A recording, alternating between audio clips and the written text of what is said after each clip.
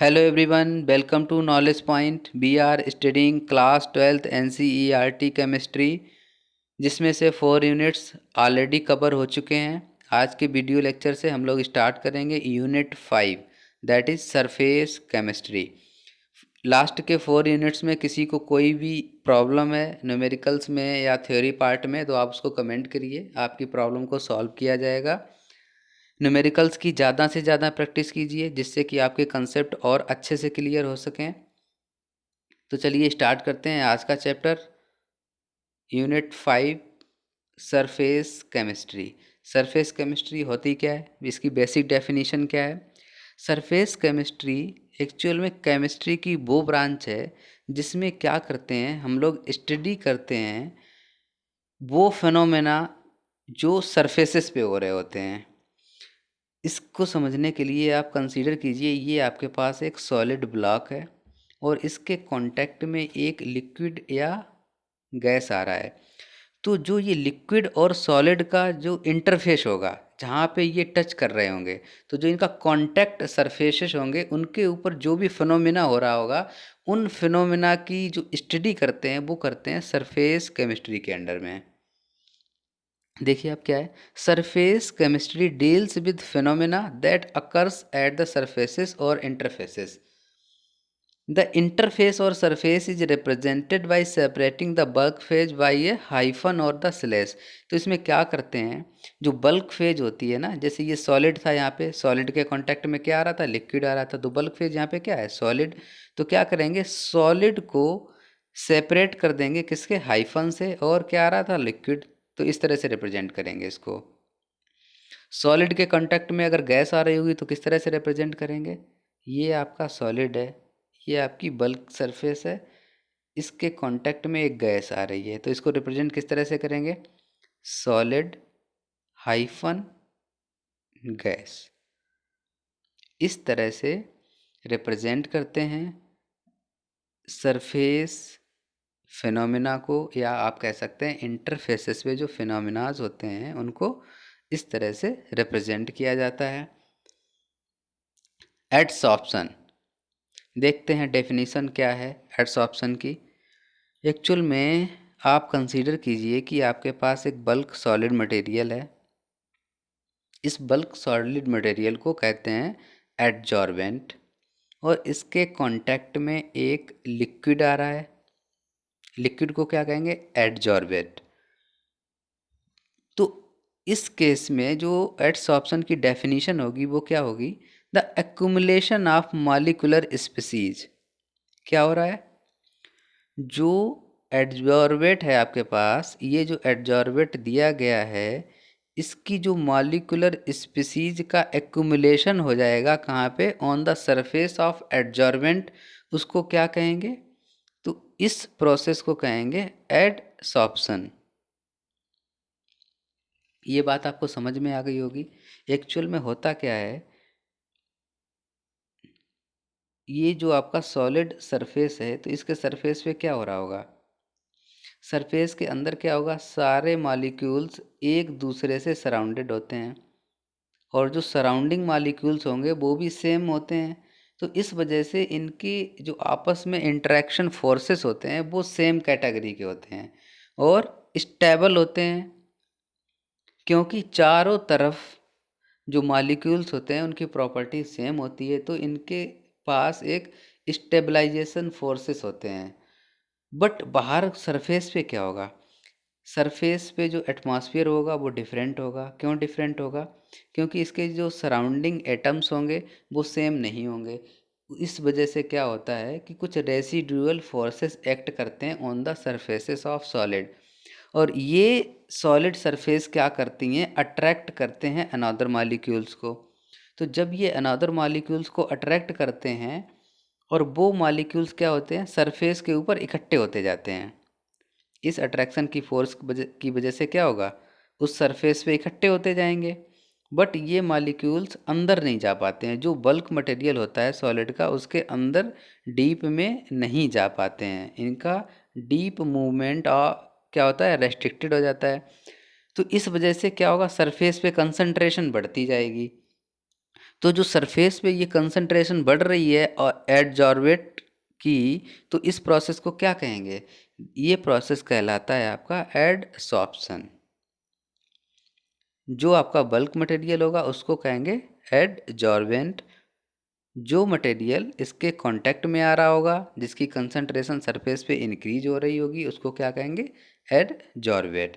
तो आप समझ गए बात। एडसॉर्प्शन क्या है? एडसॉर्प्शन क्या है? Simply increase in the molecular concentration of किसकी? Of adsorbate on the surface of adsorbent. ये होगी डेफिनेशन ऑफ एडसॉर्प्शन। डिसऑप्शन क्या होता है? डिसऑप्शन इज सिंपली, एडसॉर्प्शन में क्या किया था आपने? सरफेस पे कंसंट्रेशन को बढ़ाया था। डिसऑप्शन में क्या होगा? इस सरफेस पे जो कंसंट्रेशन बढ़ चुकी है एडजॉर्बेट की, उसको क्या करेंगे? रिमूव कर देंगे। तो इसको रिमूव करने को क्या कहेंगे? रिमूव करने को एडसॉर्प्शन कहते हैं। कंसंट्रेशन के इंक्रीज होने को क्या कहते हैं? एडसॉर्प्शन। डिक्रीज होने को डिसऑप्शन। समझ में गए ये बात आप? This is nothing but increase in the concentration is adsorption. इसको आप ऐसे समझ सकते हैं, एडिशन। एडिशन से क्या हो रहा है? एडसॉर्प्शन मीन्स मॉलिक्यूल्स ऐड हो रहे हैं। डिसऑप्शन से क्या हो रहा है? मॉलिक्यूल्स डिक्रीज हो रहे हैं। ठीक है, आगे बढ़ते हैं। एब्सॉर्प्शन, अभी आपने देखा था एडसॉर्प्शन क्या था, अब देखेंगे एब्सॉर्प्शन क्या है। एब्सॉर्प्शन के केस में क्या होता है? जो भी आपका बल्क सॉलिड मटेरियल होता है, उसके कांटेक्ट में जो भी मटेरियल आएगा, तो वो क्या करता है? वो सरफेस पे एक्यूमुलेट ना होके क्या करता है? डीप बल्क में क्या कर जाता है? पास थ्रू कर जाता है। मीन्स सरफेस को पार करके वो जो पूरी डेंसिटी है मटेरियल की, उसमें डीप तक पहुंच जाता है। इस प्रोसेस को कहते हैं एब्सॉर्प्शन। तो जब भी आपके पास डेफिनेशन में ये टर्म में लिखा हो ADSORPION, आप इसको सिंपली ऐसे याद कर सकते हैं। जब भी एडसॉर्प्शन दिया होगा तो ये सारा फिनोमेना सरफेस पे हो रहा होगा। जब यहाँ पे AD की जगह B आ जाएगा, एब्सॉर्प्शन हो जाएगा, तो ये सारा फिनोमेना कहाँ होगा? एंटायर बॉडी में होगा। जो भी एंटायर मास ऑफ सॉलिड होगा उसमें हो रहा होगा। देखिए अब एब्सॉर्प्शन की डेफिनेशन क्या है? The substance is uniformly distributed through out the bulk of the solid. जो भी टोटल वॉल्यूम ऑफ सॉलिड होगा उसमें यूनिफॉर्मली क्या हो जाएगा? जो आपका मटेरियल होगा वो डिस्ट्रीब्यूट हो जाएगा।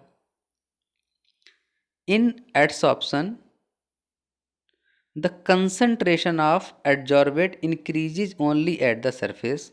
आपने देखा था कि एडसॉर्प्शन के केस में क्या हो रहा था? जो कंसंट्रेशन इंक्रीज हो रही थी वो only at the surface increase हो रही थी। But in case of absorption क्या होगा? The concentration is uniform through out the bulk of the solid. Means जो आपका सॉलिड या लिक्विड पास थ्रू हो रहा है through out the volume of solid, तो वो क्या होगा? उसकी जो कंसंट्रेशन होगी वो थ्रू आउट द वॉल्यूम एक तरह से यूनिफॉर्मली इंक्रीज होगी। बट सरफेस पे क्या होगा? एडसॉर्प्शन के केस में क्या होगा? सरफेस पे कंसंट्रेशन इंक्रीज होती जाएगी, बट बॉडी में कोई भी कंसंट्रेशन का इंक्रीज नहीं होगा। एब्सॉर्प्शन के केस में एंटायर बॉडी में क्या होगा? कंसंट्रेशन इंक्रीज होगी। समझ गए इतनी सी बात आप? सॉप्शन की बात देखते हैं। What is the sorption? Sorption basically use करते हैं दोनों टर्म्स के लिए, एडसॉर्प्शन एंड एब्सॉर्प्शन। दोनों के लिए जो कॉमन टर्म यूज करते हैं वो है क्या है? सॉप्शन। किसी भी सरफेस पे, सॉलिड सरफेस पे एडसॉर्प्शन एंड एब्सॉर्प्शन दोनों फेनोमेना साइमल्टेनियसली हो सकते हैं। और ये काफ़ी मुश्किल है बताना कि कब एडसॉर्प्शन का फिनोमेना होगा और कब एब्सॉर्प्शन का फिनोमेना होगा। और जब इन दोनों प्रोसेस को क्यूमुलेटिवली हम डिफाइन करना चाहें तो उसके लिए एक जनरल टर्म है, that is called sorption. Difference देखते हैं, एडसॉर्प्शन एंड अब्सॉर्प्शन में क्या डिफरेंस है। बेसिकली देखा था आपने, एडसॉर्प्शन में concentration increases at only the surfaces, and in case of absorption क्या हो रहा था? Concentration is uniformly distributed throughout the bulk of the solid. Again, in case of adsorption, it is occurred rapidly in the beginning. अब ये ऐसा क्यों हो रहा था? अब मान लीजिए आपके पास एक ये सॉलिड सरफेस है। एडसॉर्प्शन का फिनोमेना क्यों हो रहा था? क्योंकि यहाँ पे जो भी मॉलिक्यूल्स हैं वो उनके बीच जो इंटरेक्शन फोर्सेस हैं वो डिसबैलेंस हैं या अनबैलेंस कंसीडर कंडीशन में है, क्योंकि इनके आसपास जो सराउंडिंग्स है वो डिफरेंट एटम्स हैं या डिफरेंट मॉलिक्यूल्स हैं। बट इस वॉल्यूम के अंदर क्या होगा कि आसपास भी सेम तरह के मॉलिक्यूल होंगे, तो इनके जो इंटरेक्शन फोर्सेस होंगे वो बैलेंस कंडीशन में होंगे। But at the surface it is not so. यहाँ पे जो इंटरेक्शन फोर्सेस होंगे वो बैलेंस कंडीशन में नहीं होंगे, तो इस वजह से वो क्या करेंगे, दूसरे मॉलिक्यूल्स को अट्रैक्ट करेंगे। तो अब मान लीजिए कोई भी लिक्विड या गैस इसके कांटेक्ट में आता है तो ये मॉलिक्यूल्स को अट्रैक्ट करेंगे, तो अट्रैक्ट करने के साथ साथ क्या होगा, उस मटेरियल की कंसंट्रेशन बढ़ती जाएगी। कंसंट्रेशन के बढ़ने से क्या होगा, जो अट्रैक्टिंग मॉलिक्यूल्स होंगे सरफेस पे उनकी संख्या कम होती जाएगी, क्योंकि जो भी मॉलिक्यूल अट्रैक्ट कर रहा है वहाँ पे कंसंट्रेशन आती जाएगी आती जाएगी, तो जो एब्जॉर्बिंग मॉलिक्यूल्स हैं वो कम बचेंगे, तो जो अट्रैक्शन फोर्स है वो भी कम हो जाएगा। तो इस वजह से क्या होगा, इनिशियल क्या होगा, सारे मॉलिक्यूल्स अवेलेबल होंगे किसके लिए, अट्रैक्ट करने के लिए। तो इनिशियली तो जो ये एडसॉर्प्शन का प्रोसेस होगा काफ़ी हाई रेट में होगा, बट जैसे जैसे कंसंट्रेशन इंक्रीज होती जाएगी वैसे वैसे ये प्रोसेस क्या होता जाएगा, कम होता जाएगा। और एक ऐसी स्टेट आएगी, इक्विलिब्रियम की स्टेट ऐसी आएगी जिसमें कोई भी फर्दर मॉलिक्यूल ऐड नहीं होगा, सरफेस पे कोई फर्दर कंसंट्रेशन इंक्रीज नहीं होगी, जब भी इक्विलिब्रियम इस्टेब्लिश हो जाएगा। तो इस वजह से क्या होता है, इन केस ऑफ एडसॉर्प्शन जो कंसंट्रेशन होती है या आप कह सकते हैं जो रिएक्शन होती है वो इन स्टार्टिंग में क्या होती है, रैपिडली होती है और धीरे धीरे वो स्लो होती जाती है। बट एब्सॉर्प्शन के केस में क्या होगा, इस केस में जो ये रिएक्शन होगी वो through out the time being के लिए क्या होगी, वो यूनिफॉर्म रेट पे होगी। मीन्स जब तक एब्सॉर्प्शन का प्रोसेस होगा तो वो एक यूनिफॉर्म रेट पे होगा, ऐसा नहीं होगा कि स्टार्टिंग में तेज़ी से हो रहा है बाद में धीमे हो रहा है। बट एब्सॉर्प्शन के केस में उल्टा होता है, स्टार्टिंग में तेज़ी से होगा फिर स्लो होता जाएगा। एब्सॉर्प्शन आपका यूनिफॉर्म रेट पे दिखेगा आपको हमेशा। Mechanism of adsorption, mechanism briefly हम लोग डिस्कस कर भी चुके हैं, लेकिन फिर भी एक बार फिर से देख लेते हैं। What is the mechanism of adsorption?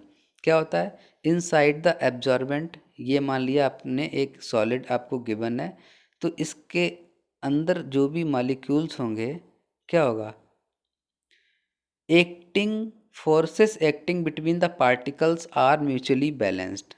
समझाया था आपको, इसके अंदर जो भी पार्टिकल्स होंगे सराउंडिंग्स में भी सेम पार्टिकल्स होंगे, इस वजह से जो म्यूचुअल इंटरेक्शन फोर्सेस होंगे वो एक बैलेंस कंडीशन में होंगे।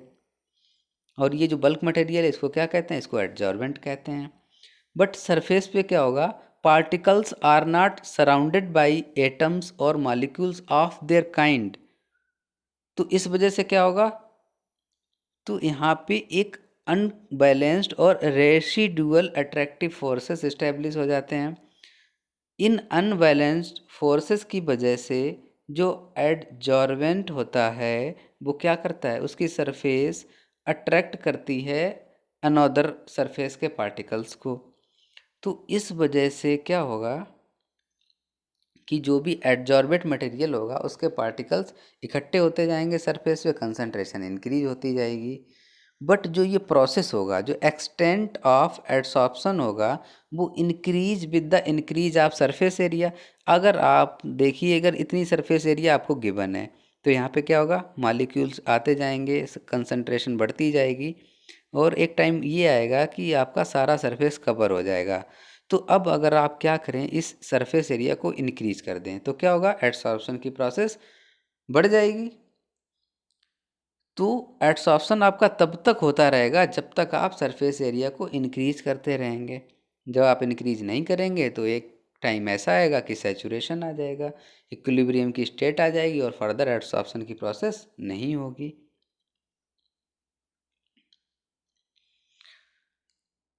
आपने देखा था कि जब ये एडसॉर्प्शन का प्रोसेस हो रहा था इस सॉलिड सरफेस पे, तो एडजॉर्बेट के जो मॉलिक्यूल्स थे वो बढ़ते जा रहे थे, कंसंट्रेशन उनकी इंक्रीज होती जा रही थी। इस वजह से क्या हो रहा था, जो अट्रैक्टिंग मॉलिक्यूल्स थे किसके, एडजॉर्बेंट के, वो क्या हो रहे थे, रिड्यूस होते जा रहे थे। रिड्यूस होने की वजह से क्या होगा, जो रेसिडुअल फोर्सेस होंगे सरफेस पे वो भी क्या होंगे, डिक्रीज होंगे। रेसिडुअल फोर्सेस के डिक्रीज होने से क्या होता है, सरफेस एनर्जी डिक्रीज होती है।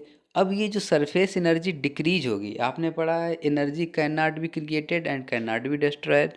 तो जो ये एनर्जी कंजर्व रहती है, बट अब क्या हो रहा है, यहाँ पे सरफेस एनर्जी कम हो रही है। तो ये एनर्जी जा कहाँ रही है, ये एनर्जी रिलीज होगी हीट के फॉर्म में। तो हीट के फॉर्म में रिलीज होगी एनर्जी। तो जब भी किसी प्रोसेस में या किसी रिएक्शन में हीट एनर्जी रिलीज होती है, तो उस प्रोसेस को हम लोग कहते हैं एक्जोथर्मिक प्रोसेस। तो यहाँ पे ये जो एडसॉर्प्शन की प्रोसेस आपको दिखेगी, वो किस तरह की प्रोसेस होगी, प्रोसेस होगी एक्जोथर्मिक प्रोसेस। एक्जोथर्मिक प्रोसेस के लिए आपने पढ़ा था कि जो एंथैल्पी होती है वो हमेशा निगेटिव होती है। लास्ट वीडियो लेक्चर में देखा था आपने कि एक्जोथर्मिक प्रोसेस के लिए एंथैल्पी की वैल्यू हमेशा निगेटिव होगी। और जो फ्रीडम ऑफ मूवमेंट है, या आप जिसको कहते हैं एंट्रोपी, एंट्रोपी क्या होगी, डिक्रीज होगी टाइम के साथ। जैसे जैसे कंसंट्रेशन बढ़ती जाएगी एंट्रोपी डिक्रीज होती जाएगी, क्योंकि डिसऑर्डर ऑफ मॉलिक्यूल्स और यू कैन से the movement of molecules will reduces with the time. तो एंट्रोपी की वैल्यू भी निगेटिव होगी इस केस में।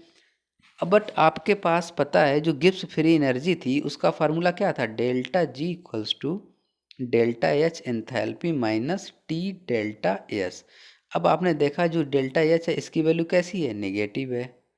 डेल्टा एस की वैल्यू एंट्रोपी की कैसी आ रही है, नेगेटिव आ रही है। तो ये नेगेटिव मिलके क्या बनाएंगे, पॉजिटिव साइन आ जाएगा। तो यहाँ से फार्मूला क्या हो जाएगा आपका, delta G equal to delta H plus T delta S. अब एक्जोथर्मिक प्रोसेस के लिए या कोई भी प्रोसेस जो स्पॉन्टेनियसली अकर कर रहा है, तो उसके लिए जो गिब्स फ्री एनर्जी है डेल्टा जी की वैल्यू ये हमेशा कैसी होनी चाहिए, नेगेटिव होनी चाहिए। तो आप इस रिएक्शन में देखिए, इस इक्वेशन में अगर जी की वैल्यू हमें नेगेटिव लानी है हमेशा, और डेल्टा एच नेगेटिव है आपको पता है, बट ये टर्म क्या है, पॉजिटिव टर्म है। तो इस वजह से क्या होगा, जो डेल्टा एच की वैल्यू होनी चाहिए, डेल्टा एच की वैल्यू हमेशा magnitude wise, magnitude of delta H is always greater than T delta S होना चाहिए। तभी आपको जो डेल्टा जी है उसकी वैल्यू निगेटिव मिलेगी, अदरवाइज आपको डेल्टा जी की वैल्यू निगेटिव नहीं मिलेगी। आप इस बात को ऐसे समझिए, अगर आपके पास इक्वेशन गिवन है delta G equals to delta H plus T delta S. अब आप मान लीजिए जो एंथैल्पी है वो आपको गिवन है 2, नेगेटिव है तो कैसी गिवन है, -2। और इस टर्म की वैल्यू कितनी है, वो है +1। तो यहाँ से डेल्टा जी कितना आ जाएगा, -1 आ जाएगा, नेगेटिव आ गया। नेगेटिव ही आपको रिक्वायर्ड था, बट क्या हो यहाँ पे जो आपको एंथैल्पी गिवन है वो -1 है, और इस टर्म की वैल्यू कितनी हो जाए, +2 हो जाए। तो +2 -1 कितना आएगा, +1 हो जाएगा। अब क्या हो गया यहाँ पे, डेल्टा जी की वैल्यू पॉजिटिव हो गई। ये अनडिजायर्ड है, आपको पॉजिटिव वैल्यू डेल्टा जी की नहीं चाहिए। तो डेल्टा जी अपनी निगेटिव वैल्यू मेंटेन किए रहे, इसके लिए क्या नेसेसरी है, इसके लिए नेसेसरी है कि जो डेल्टा एच का मैग्नीट्यूड है वो हमेशा ग्रेटर देन होना चाहिए टी डेल्टा एस से, या नेगेटिव वैल्यू जो है वो टी डेल्टा एस की वैल्यू पॉजिटिव वैल्यू से ज़्यादा नेगेटिव होनी चाहिए, जिससे कि आपको डेल्टा जी की वैल्यू नेगेटिव हमेशा मिलती रहे। इक्विलिब्रियम की स्टेट में आपने देखा था क्या हो जाएगा, at the state of equilibrium free gives free energy delta G क्या हो जाती है, जीरो हो जाती है। जब डेल्टा जी की वैल्यू जीरो हो जाएगी उस केस में क्या होगा, जो एंथैल्पी होगी डेल्टा एच वो हो जाएगा आपका टी डेल्टा एस के बराबर। अब देखते हैं टाइप ऑफ एडसॉर्प्शन। एडसॉर्प्शन कितने टाइप का होता है, बेसिकली जो एडसॉर्प्शन की प्रोसेस है वो दो टाइप की होती है। जब भी सरफेस के ऊपर जो वीक वांडरवाल फोर्सेस काम करते हैं, सरफेस पे जो अट्रैक्शन फोर्सेस हैं वो अगर वीक हैं, वांडरवाल फोर्सेस हैं, तो उस एडसॉर्प्शन की प्रोसेस को कहते हैं फिजिकल एडसॉर्प्शन या फिजिसॉर्प्शन। बट अगर ये जो एडसॉर्प्शन की प्रोसेस है वो केमिकल बॉन्डेड है, या आप कह सकते हैं जो अट्रैक्शन है वो बॉन्डिंग के थ्रू हो रहा है। ये बॉन्ड जो है वो कोवेलेंट बॉन्ड भी हो सकते हैं और आयनिक बॉन्ड भी हो सकते हैं। तो इस प्रोसेस को कहेंगे केमिकल एडसॉर्प्शन, और you can say it is chemisorption और एक्टिवेटेड एडसॉर्प्शन। इसके 3 नाम हैं। जब भी बॉन्डिंग के थ्रू एडसॉर्प्शन होगा that is called chemical adsorption, chemisorption और activated adsorption. But it is due to the weak van der Waals forces, then it is called physical adsorption, or you can say it is physisorption. कभी कभी क्या होता है कि जो ये दो प्रोसेस होते हैं कौन कौन से, फिजिकल एडसॉर्प्शन और केमिकल एडसॉर्प्शन के, ये साइमल्टेनियसली होते हैं। और उस केस में ये बता पाना काफ़ी मुश्किल होता है कि कौन सा प्रोसेस एक्चुअल में हो रहा है, फिजिकल एडसॉर्प्शन हो रहा है या केमिकल एडसॉर्प्शन हो रहा है। इसको आइडेंटिफाई करना काफ़ी कठिन होता है। Physical adsorption at low temperature में pass into chemisorption at the temperature is increased. क्या हो रहा है कि आप मान लीजिए कि अगर काफ़ी कम टेम्परेचर आपको गिवन है, इस कम टेम्परेचर पे क्या हो रहा है, फिजिकल एडसॉर्प्शन की प्रोसेस हो रही है। बट ये जो फिजिकल एडसॉर्प्शन की प्रोसेस है, अगर आप टेम्परेचर को बढ़ाते जाएं, कंटिन्यूसली बढ़ाते जाएं, तो ये जो फिजिकल एडसॉर्प्शन की प्रोसेस है वो धीरे धीरे केमिकल एडसॉर्प्शन की प्रोसेस में भी कन्वर्ट हो सकती है। अब कंपेयर करेंगे फिजिकल एडसॉर्प्शन को केमिकल एडसॉर्प्शन में, इन दोनों का कंपैरिजन देखेंगे और देखेंगे कि बेसिकली दोनों जो प्रोसेसेस हैं, फिजिकल एडसॉर्प्शन की प्रोसेस और केमिकल एडसॉर्प्शन की प्रोसेस, इन दोनों प्रोसेसेस में बेसिकली डिफरेंस क्या है और किस तरह से इनको अलग अलग दो नाम दिए गए हैं। एक को केमिकल एडसॉर्प्शन कहा गया है, एक को फिजिकल एडसॉर्प्शन कहा गया है। तो देखते हैं क्या क्या बेसिक डिफरेंसेस हैं दोनों में। It arises because of van der Waals forces. जो फिजिकल एडसॉर्प्शन की प्रोसेस है वो किस वजह से होती है, वो होती है आपकी week van der Waals forces की वजह से। बट केमिसॉर्प्शन की जो प्रोसेस होती है वो होती है due to chemical bond formation. जो एडजॉर्वेंट और एडजॉर्वेट के बीच में जो केमिकल बॉन्ड बन रहा है उसकी वजह से जो प्रोसेस हो रहा है केमिसॉर्प्शन का, या जो एडसॉर्प्शन का प्रोसेस हो रहा है उसको क्या कह रहे हैं, केमिसॉर्प्शन कहते हैं। समझ गए इतनी बात। Week van der Waals forces की वजह से क्या होगा, फिजिकल एडसॉर्प्शन होगा, और कोवेलेंट बॉन्ड या आयनिक बॉन्ड की वजह से जो एडसॉर्प्शन होगा उसको क्या कहेंगे, chemical adsorption. It is not specific in nature, it is highly specific in nature. जो फिजिकल एडसॉर्प्शन की प्रोसेस होती है वो स्पेसिफिक प्रोसेस होता है, बट जो केमिकल एडसॉर्प्शन होता है वो स्पेसिफिक नेचर का नहीं होता है। Means specific in the sense you can easily identify the physical adsorption, but chemical adsorption को आप स्पेसिफिकली ईजिली आइडेंटिफाई नहीं कर पाएंगे। जो फिजिकल एडसॉर्प्शन होता है वो रिवर्सिबल इन नेचर वही होता है। मीन्स ये जो प्रोसेस होता है वो रिवर्सिबल होता है, केमिकल एडसॉर्प्शन इरिवर्सिबल होता है। Physical adsorption depends on the nature of the gas. Means जो भी फिजिकल एडसॉर्प्शन होगा due to the weak van der Waals forces, ये गैस के नेचर पे भी डिपेंड करेगा। और बहुत जल्दी से क्या होगा, जो भी बहुत जल्दी लिक्विफाइबल गैसेस होंगी, मीन्स जिन गैसेस का लिक्विड फॉर्म में कन्वर्ट होना आसान होगा उनका क्या होगा, एडसॉर्प्शन बहुत तेज़ी से होता है। और जो गैसें लिक्विड फॉर्म में कन्वर्ट करना कठिन होता है उनके लिए जो एडसॉर्प्शन की प्रोसेस होती है वो क्या होती है, स्लो प्रोसेस होती है। बट केमिसॉर्प्शन के केस में क्या होगा, it depends on the nature of gas, it is also depends on the nature of gas, the gases which can react with the adsorbent, so the chemisorption।